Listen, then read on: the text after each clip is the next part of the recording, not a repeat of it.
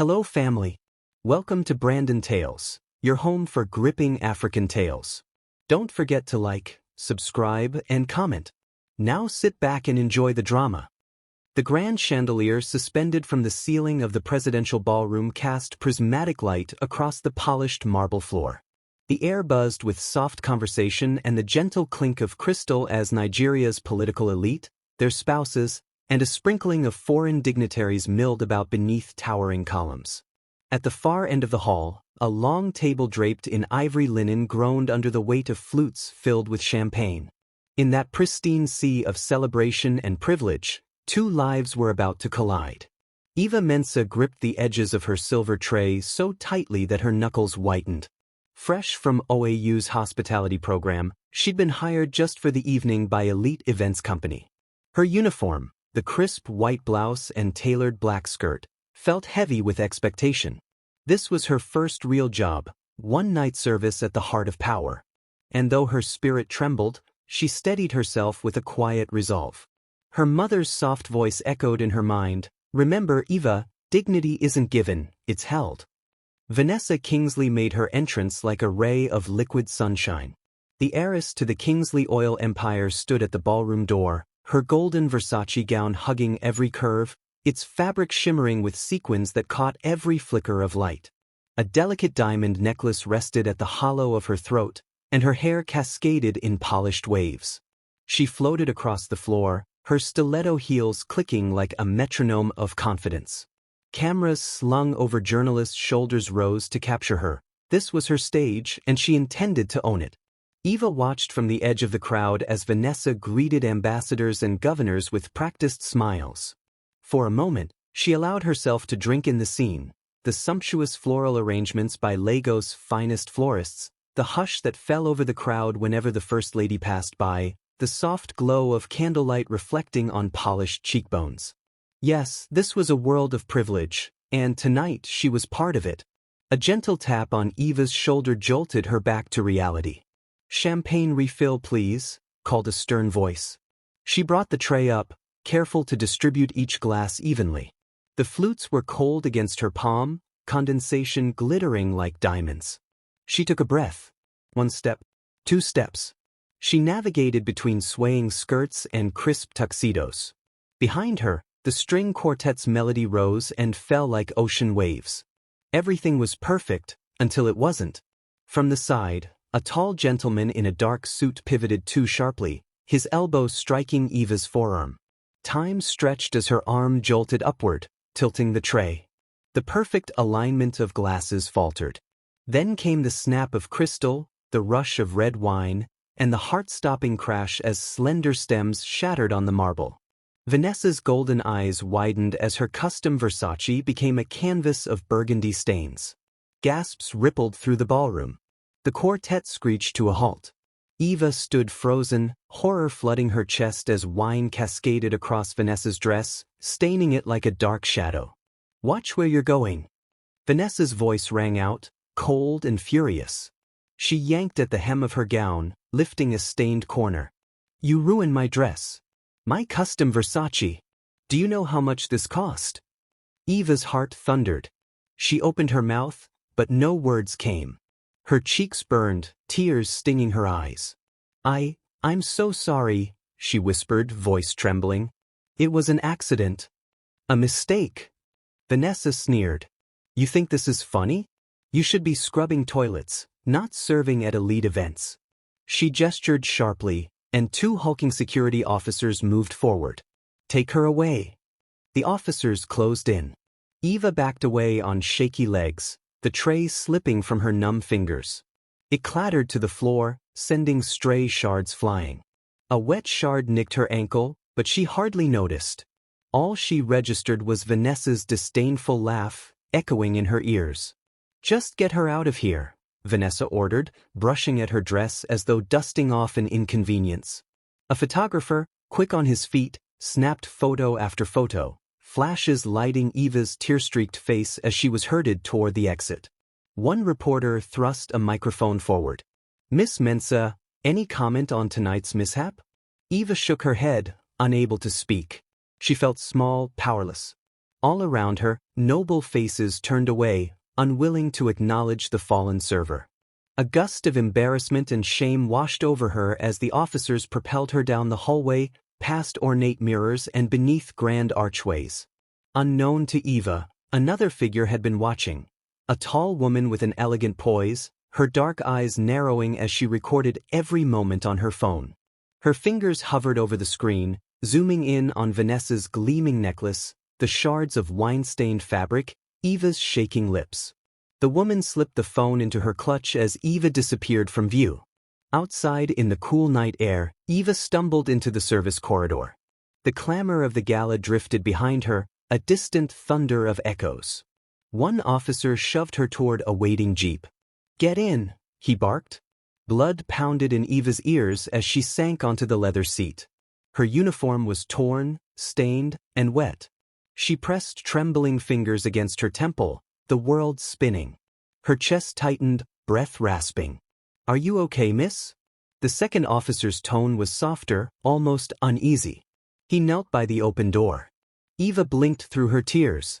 The light of the jeep's interior lamp glinted on his badge, Elite Event Security. She managed a nod. I thank you." He hesitated, gaze flickering toward the gala entrance.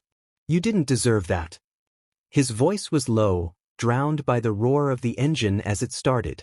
Eva let her head fall back against the seat. Outside, the gala continued, oblivious.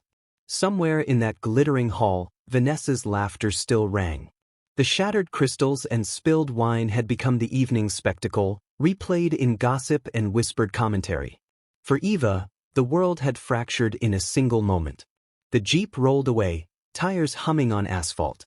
A single camera flash illuminated the ballroom windows, capturing Vanessa's triumphant posture as she gestured to the crowd.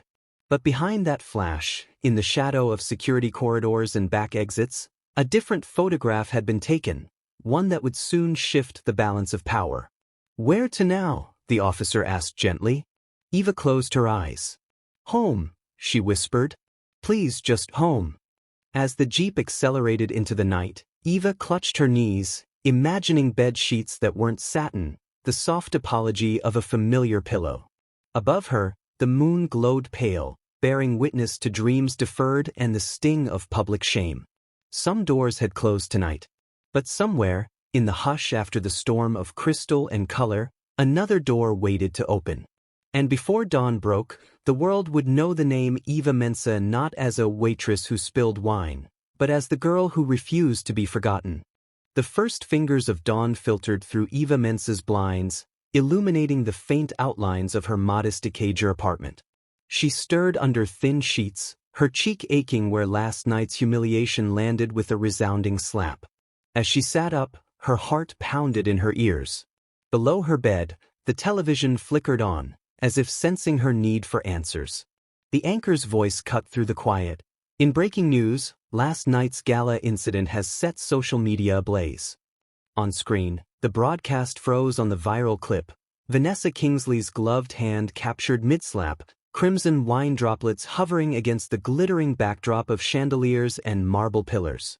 Mrs. Mensah entered with a damp cloth and the remote, concern etched into her brow. "They're replaying it on every channel," she murmured, voice trembling. The ticker on the screen boasted 14 million views and nearly 4 million shares.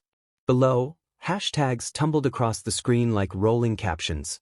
Hashtag Justice for Eva, hashtag Vanessa cancelled, hashtag Respect Workers. Eva's stomach twisted as she watched the replay, stunned guests, security rushing forward, her own uniform stained and torn.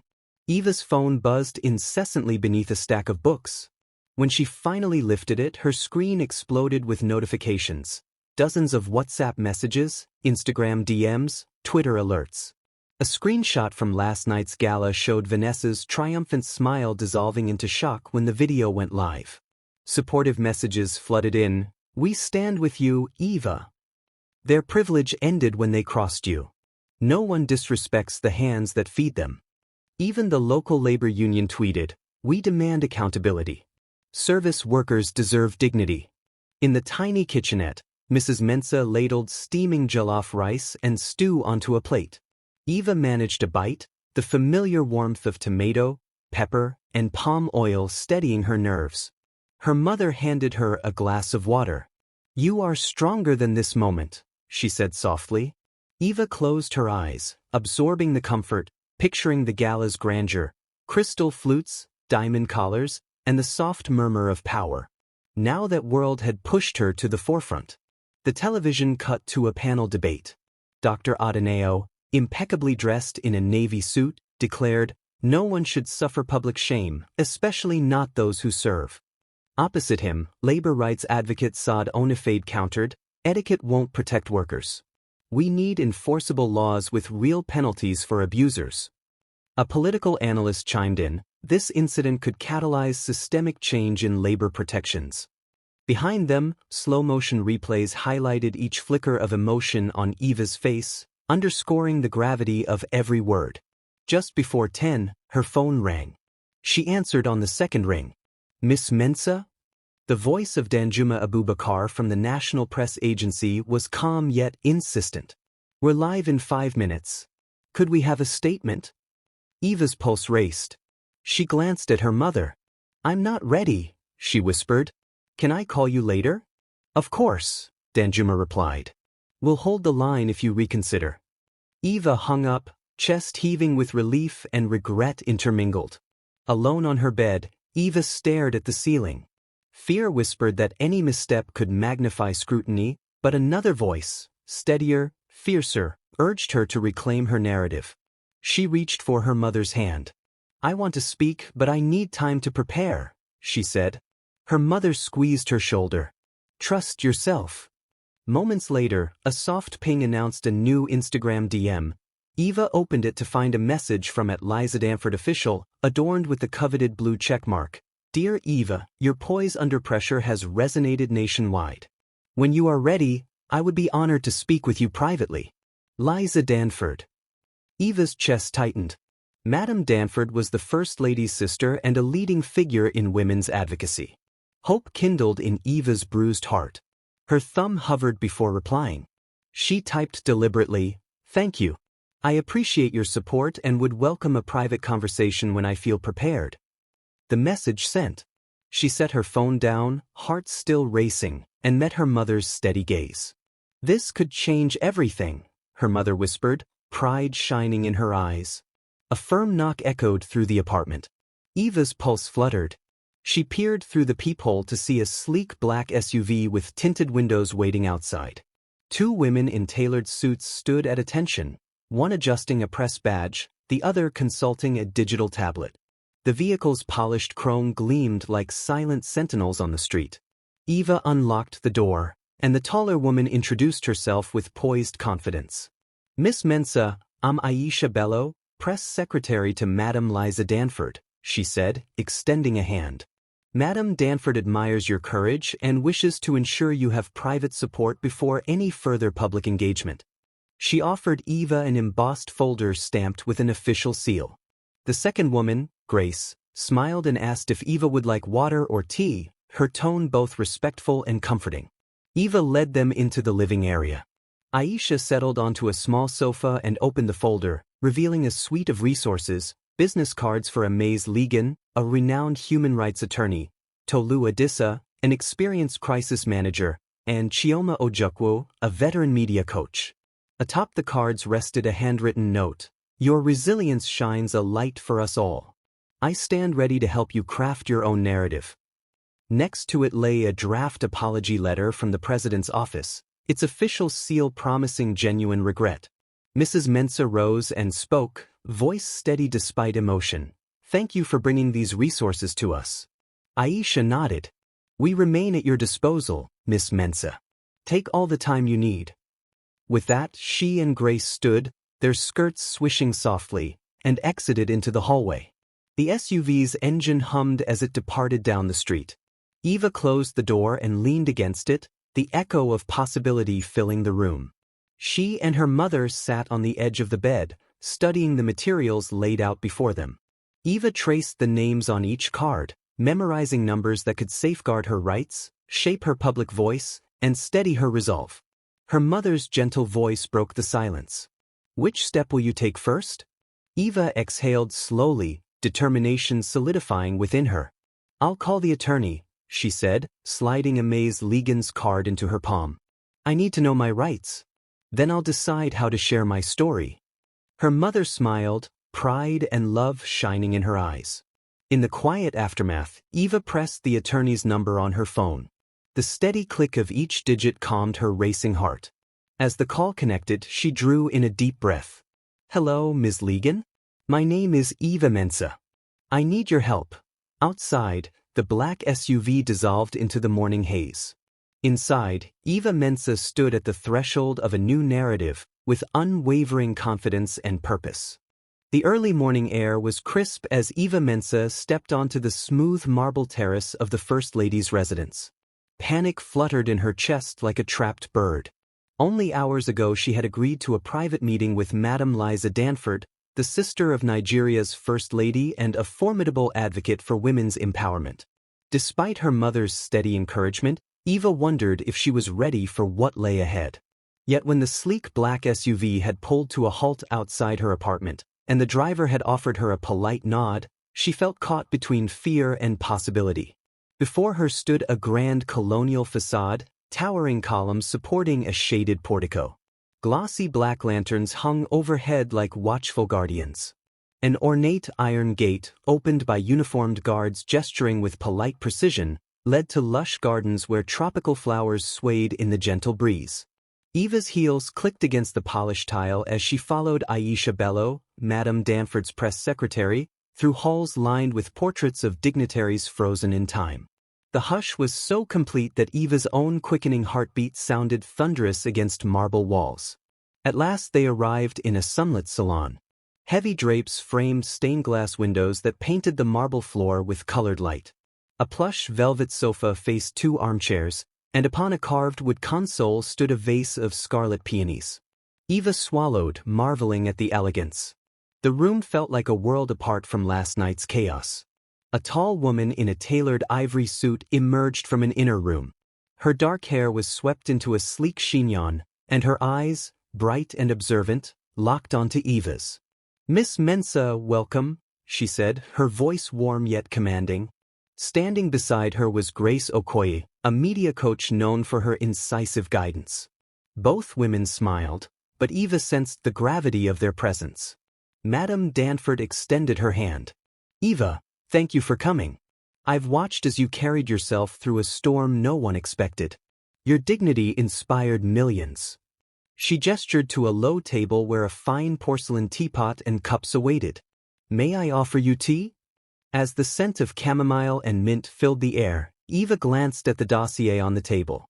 Inside folders stamped with the foundation's insignia were documents outlining a scholarship program, offers for image training, legal counsel, and a position as ambassador for the Women of Grace initiative. Eva's breath caught. Could this be real? Madame Danford poured a delicate stream of golden liquid. "You deserve support as you decide your next steps," she said. "Your story is powerful, but it begins long before last night." Eva's heart skimmed across a memory she had tucked away, the train station accident. Years ago, a crowded platform at a gauge station had become a scene of panic when smoke billowed from an overheated locomotive. Passengers rushed for the exits. Eva, then a university student, had seen the chaos and sprinted toward a fallen grandmother clutching her bag. Holding the elderly woman steady, she had guided her to safety despite the stampede. Unbeknownst to Eva, Madame Danford's mother had been the grandmother in peril. Madame Danford paused, interrupting Eva's reverie. "You saved my mother," she said softly. "I never had the chance to thank you properly." Eva gazed at the woman's serene composure. The magnitude of that moment returned in vivid relief. The trembling old woman's hand in hers, the distant wail of the whistle, the surge of gratitude in a frightened child's heart. Grace Okoye spoke then, her tone gentle but direct. "Eva, we understand the fear that accompanies sudden change. We'll guide you through media interviews, public appearances, and help you craft the message you want the world to hear. This is an opportunity to transform humiliation into empowerment." Aisha handed Eva a notebook embossed with gold lettering. "Inside you'll find sample scripts, wardrobe consultations, and recommended charity partnerships. But we want to hear from you, your vision, your voice matters most. Eva closed her eyes, summoning courage. I appreciate all of this, she said. Her voice wavered until she steadied it. But I need to be sure my past doesn't define my future. I want to help others, yes, but on my own terms. Madame Danford's lips curved in a knowing smile. Of course, we stand by your autonomy. You choose the roles you accept, the causes you champion. I only ask that you consider becoming our foundation's face on labor dignity and women's rights. Eva opened the dossier. The ambassadorship offered a monthly stipend, a team of assistants, and training sessions with top communication experts. It promised visibility on national television and at international conferences. Yet Eva hesitated, acutely aware of the weight that visibility carried. To some, she was already a viral symbol. To others, merely an intruder in a world she had only glimpsed.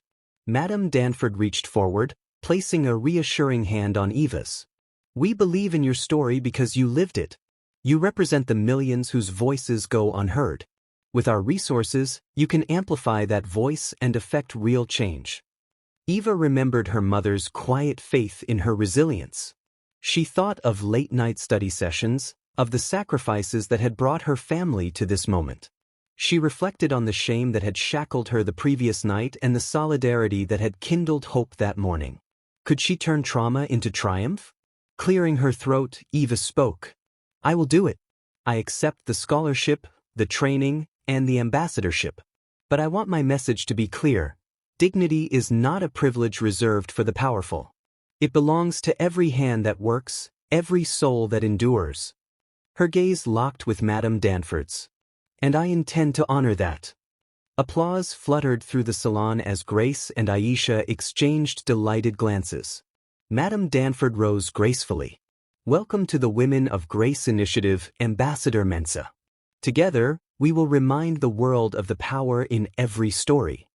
Eva stood, her spine straight and her heart brimming with purpose.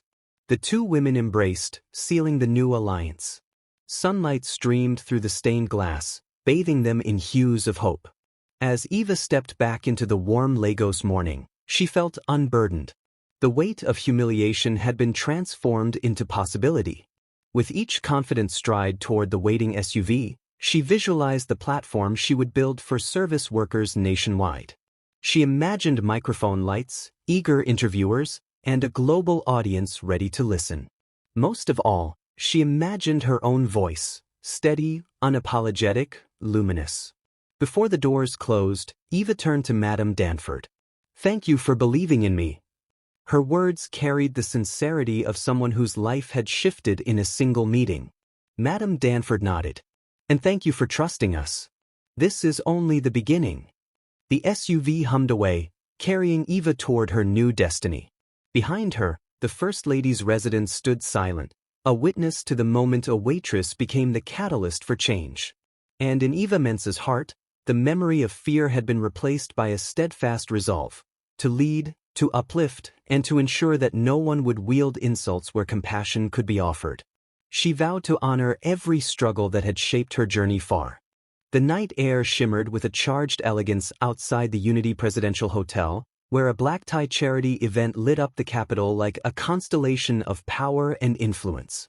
Cameramen crouched behind velvet ropes, reporters jostled with microphones, and the red carpet unfurled like a royal path to redemption.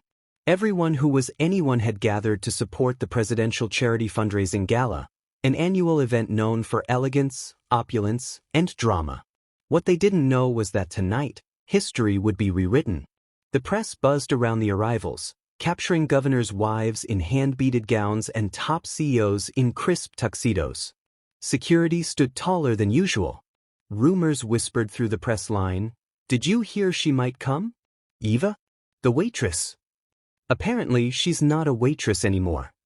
A black SUV purred to a stop at the edge of the carpet. Doors opened slowly. At first, no one stepped out. Then, a delicate heel touched the ground, custom crystal-encrusted stilettos, followed by the soft swish of deep emerald silk. Gasps rippled through the crowd like wind over water. Eva Mensah emerged in a gown that hugged her figure and trailed behind her like liquid grace. Her hair was pulled into a flawless chignon, her skin glowing, her posture royal. The media froze. Every camera lens snapped toward her. The girl who had once been shoved out the side door now walked through the front, under spotlights, not shame. But what stunned the crowd even more was her dress. It was designed by Raffaele Verso, the very same Italian couturier Vanessa Kingsley had bragged about before the wine incident. Only this time, it had been customized exclusively for Eva. The dress was a message. She didn't say a word, but the silence she carried was louder than thunder. On her left stood Madame Liza Danford, beaming with pride. On her right, Grace Okoye, the media coach, nodded at every camera that tried to lock eyes with Eva. The trio walked in unison as if orchestrated by destiny. Paparazzi shouted questions. Eva, how does it feel to be back here, but on the red carpet? Are you here to speak tonight? Do you have a message for Vanessa Kingsley? Eva smiled softly but offered no response. Her team had coached her well. This wasn't about revenge. It was about presence. And her presence alone was doing the talking. Inside the ballroom, chandeliers gleamed like stars suspended from the heavens. As Eva entered, the entire atmosphere shifted. Guests paused their conversations. Faces turned. Some blinked in disbelief, others in admiration. Phones tilted discreetly under tables to snap photos. Even the First Lady herself stood, arms extended, to welcome Eva personally. "You look radiant, my dear," the First Lady said, embracing her like family. "We're so proud to have you here." "Thank you, Your Excellency," Eva replied, her voice as calm and controlled as her footsteps. "It's an honor to stand here as more than who I was yesterday." While servers, her former colleagues, moved around offering champagne, Eva made sure to greet each one with a smile and a quiet, "Thank you." They smiled back, recognition glinting in their eyes. One young girl whispered, "You're giving all of us hope." But the real turning point came moments later. The entrance doors burst open again with sudden flashbulbs and cheers. Vanessa Kingsley had arrived. Draped in a blood-red gown, her hair curled in dramatic waves, Vanessa stepped onto the carpet with the confidence of a woman used to owning every room she entered. Her lips wore a smirk. She hadn't changed a bit. Or so she thought. As Vanessa made her grand entrance, something unexpected happened. No one rushed to her side. Reporters didn't shout her name. In fact, most of the media had already migrated to Eva's side of the ballroom. "Where is everyone?" Vanessa muttered under her breath. She turned toward the center table and froze. Seated beside the First Lady, Eva smiled gently, sipping from a crystal flute. The crowd surrounding her included high-ranking officials, business executives, and television anchors. Her name adorned the table's name card in elegant gold calligraphy. Ambassador Eva Mensah, Women of Grace Initiative. Vanessa's stomach twisted. "No. No way," she muttered, storming toward the table. Aides tried to intercept her, but she pushed past them with forced grace. The closer she got, the more stares followed, yet none with admiration. Most bore a quiet judgment. "Eva," she called, forcing a smile. "Didn't expect to see you here. Not like this." Eva turned to face her, her expression unreadable. "Good evening, Vanessa." The First Lady's smile thinned. "Ah, Miss Kingsley. I see you've met our special guest of honor." Vanessa's mouth fell open slightly. "Guest of honor?" "Yes," the First Lady replied, standing beside Eva.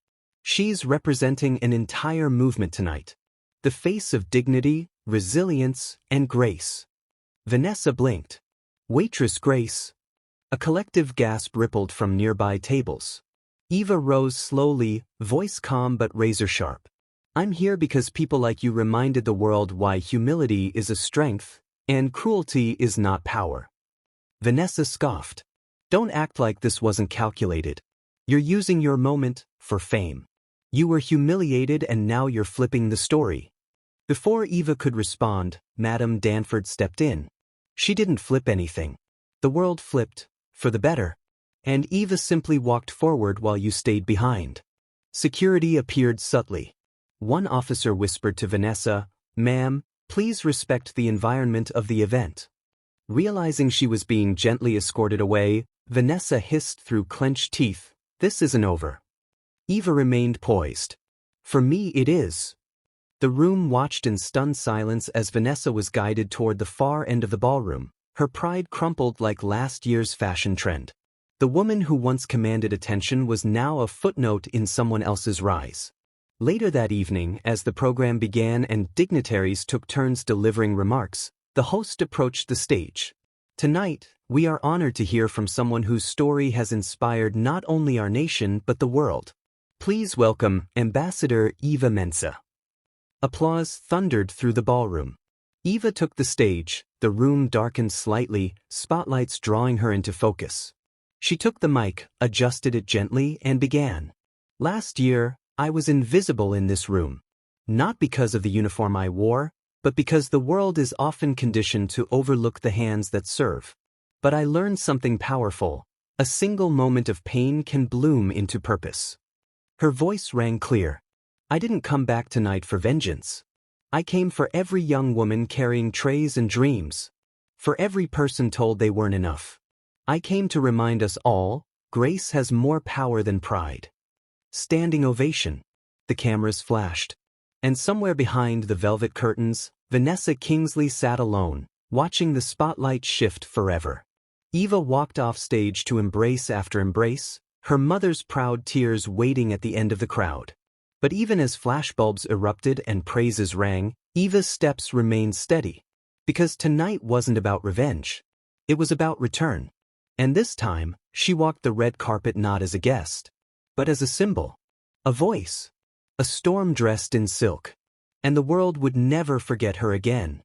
The ballroom had never felt so silent. The moment Eva Mensah stepped down from the podium, applause thundered through the air like a storm uncoiling from the heavens. But it wasn't just polite clapping. It was thunderous. Standing ovation. People rising to their feet, senators, those, government ministers, ambassadors, all moved by a woman who, just 1 week ago, had been forced out of a similar room in disgrace. Cameras panned across the sea of admiration. Social media live streams exploded. Eva's words echoed like scripture through the marble walls. "I didn't come back tonight for vengeance. I came for every young woman carrying trays and dreams. For every person told they weren't enough. I came to remind us all, grace has more power than pride." Reporters tweeted the quote within seconds. Some guests had tears in their eyes. Others nodded with visible conviction. But not everyone was moved. At the far end of the ballroom, Vanessa Kingsley sat stiff in her seat, hands clenched in her lap. She'd managed to avoid total disgrace, barely. She'd been ushered to the side table, far from the cameras and limelight. Her wine glass sat untouched. Her lipstick was smudged. Her ego bruised. She whispered to her assistant, "I'm going up there. I'm not letting this little server destroy my legacy." Her assistant's eyes widened. "Vanessa, don't. You'll make it worse." But Vanessa had already stood. She adjusted her gown and marched toward the stage, heels clicking like war drums. The host, startled, stepped aside. Security glanced at Madame Danford, who gave a calm nod. "Let her talk." Vanessa snatched the mic from its stand, her smile tight and trembling. "I just want to say something," she began, voice sugar-sweet. "This whole narrative that's circulating, that I'm some sort of villain, is getting out of control. Yes, something happened. Yes, emotions ran high. But this is not the full story." A hushed murmur rippled through the audience. She continued, gesturing dramatically, "We're acting like this girl, third woman, planned nothing. That she's just a symbol of purity and I'm some elite tyrant. But have we stopped to consider that maybe, just maybe, she's riding the wave of a media storm she carefully stirred?" Eva's brows lifted slightly. Her expression was unreadable. The camera quickly zoomed in on her face. "I mean," Vanessa pushed on, "we're applauding a waitress for becoming famous off a spill. Do you know how many real women work hard, build businesses, make real change?" The audience shifted in discomfort. Vanessa's voice cracked. "I've spent years building brands, charities, attending global summits, And I'm the one being demonized over one dress? She laughed, but no one joined her. Then came the moment that turned the tide. Madame Liza Danford stood up. Her calm, elegant frame commanded the room instantly. The microphone was passed to her. I wasn't going to speak, she began. But I feel this moment needs clarity. She turned toward Vanessa. You're right about one thing, Miss Kingsley. One moment doesn't define a person. Vanessa smirked. But it does reveal them. The room went still. Last week, the world saw who you were when no cameras were supposed to be watching. That wasn't performance, that was power unchecked. You didn't just humiliate a woman.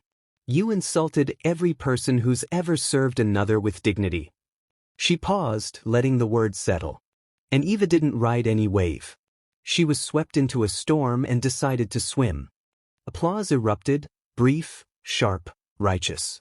Madame Danford gestured to Eva. What she earned with grace. Not with money. Not with entitlement. But with strength. Vanessa looked like she'd been slapped. Security gently approached her, hands respectfully folded. Ma'am, we'll need to escort you off stage now. She stepped back, blinking rapidly, mascara clinging to her lashes. This isn't fair, she whispered. This isn't how it's supposed to go. But it was too late. As Vanessa was guided away, the audience applauded again, this time, not just for Eva, but for truth. Eva remained seated, face composed, but her heart thundered in her chest. She didn't ask for this war. But she had won it. Quietly, gracefully, and without raising her voice. After the formal dinner concluded, media crews clustered near her table. She granted only a few soundbites, her answers warm and intentional. Yes, I was shocked to be treated the way I was, but I've learned that every setback can lead to a greater stage. No, I don't see myself as a celebrity. I'm just someone who chose not to stay silent. A journalist from Global Times asked, "What would you say to Vanessa if you were face to face?" Eva paused, thoughtful. I'd say, I hope you heal. But healing starts with humility. That quote trended worldwide within minutes. Later that night, in a suite at the Grand Terrace Hotel, Eva slipped off her heels and sat by the window, overlooking the glowing city skyline. Her mother sat across the room, quietly smiling, watching her daughter with eyes filled with wonder. I barely recognize you, her mother whispered. Eva smiled. That's because I'm finally seeing myself. A soft knock came at the door. It was Grace, the media coach, holding a laptop. You need to see this. Eva sat beside her as Grace opened a live news feed. A panel of commentators debated the night's events. She didn't just win public support, said one. She won the moral argument. And that doesn't happen often in society like ours. Another chimed in, I think Eva Mensah is more than just a symbol now. She's a movement. As Grace closed the lid, she turned to Eva. You know this means everything changes tomorrow, right? Eva nodded. Yes. And I'm ready. The clock struck midnight. 1 week ago, she had been crying in a hallway, covered in wine and humiliation. Tonight, she had taken a microphone and history with the same hands that once carried trays. And as the city glowed beneath the stars, Eva Mensah knew this chapter wasn't the end. It was the mic drop moment the world would never forget. The sun was just rising over the Abuja skyline, casting gold across the glass windows of the National Press Center, when Eva Mensah stood in front of the mirror. The room behind her bustled with stylists, media assistants, and event organizers, all preparing for the International Women's Summit, where she was slated to deliver the keynote address. She adjusted the collar of her tailored white suit, her reflection calm and poised. No sequins, no glitter, just elegance, power, and grace. It was her first global stage. Invitations had poured in from Europe, Asia, the US, but she had chosen to make her final public statement here, at home. Behind her, Madame Liza Danford entered quietly. How are you feeling? She asked. Eva turned. Nervous, she admitted, smoothing her sleeves. Liza smiled. That means you're ready. They shared a moment of quiet before Grace Okoye appeared at the door. We're live in 15. The president's wife is already seated. UN reps, African Union delegates, CEOs, they're all waiting. Eva nodded and took a deep breath. From waitress to keynote speaker. From a tray of broken glass to a stage lined with flags from 50 countries. She had earned every step with grace, grit, and the unshakable will to stand back up. As she exited the dressing room and stepped into the back corridor, applause roared from the auditorium ahead. A giant screen outside the hall displayed her name in bold, gold letters. Eva Mensah, face of dignity, voice of the future. The announcer's voice rang out. Please rise as we welcome the woman who reminded the world that kindness, humility, and courage are never out of fashion. She stepped into the light. The ovation thundered louder than ever. Phones rose. Cameras flashed. The room seemed to stretch forever, filled with diplomats, business leaders, students, journalists, and service workers, all standing for her. She reached the podium and paused. She didn't read from her speech. She spoke from memory. 2 weeks ago, I spilled a tray of champagne on a gold dress, she began. And in that moment I believed my life was over. I was shamed, ridiculed, dragged out of a room filled with people who wouldn't even look me in the eye. All because I wore a uniform. The room fell silent. Not a whisper. Not a breath. But that moment didn't break me. It revealed me. She glanced across the sea of eyes, some tearful, some stunned, all listening. I've since stood on red carpets. Sat beside presidents. Been called an icon. But what I value most is that I became a voice for people who live their whole lives in the background. Her voice wavered slightly, but she held firm. I was that background. I still am. And I say this to anyone who feels invisible: you don't need power to be seen. You don't need money to matter. You just need to stand, once, when the world expects you to bow. Applause rippled. People leaned forward. Because dignity isn't expensive. Kindness isn't rare. And grace, she paused, her eyes locking with the cameras, is louder than cruelty. A full standing ovation erupted. Some guests cried openly. Women in hospitality uniforms clutched their hands over their hearts. Eva bowed slightly, then returned to her seat beside the First Lady, whose eyes shimmered with emotion. That evening, her speech trended worldwide. News anchors called it the rebirth of public grace. Oprah's foundation reposted it. Beyoncé quoted it on Instagram. A Nigerian senator tweeted, Eva has done more for national image in 2 weeks than some ambassadors have in a lifetime. But perhaps the most powerful ripple came days later. Eva launched a platform of her own. It was called From Tray to Triumph. The mission: offer scholarships, legal aid, job referrals, and therapy access to service workers, especially women, who face discrimination or abuse. It went viral within 24 hours. Donations poured in. Major tech companies offered sponsorship. The president announced a labor policy review, citing Eva's journey as the catalyst.